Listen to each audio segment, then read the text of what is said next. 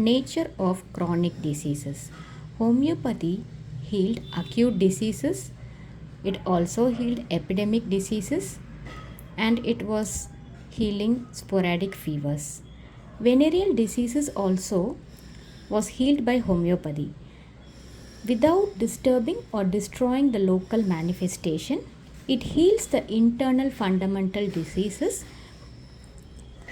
from within only through the specific remedy. Whereas the other treatments brought some distress from this kind of diseases. The examples of other treatments are like fomentations, fumigations, blistering, plasters, laxatives, leeches, cappings.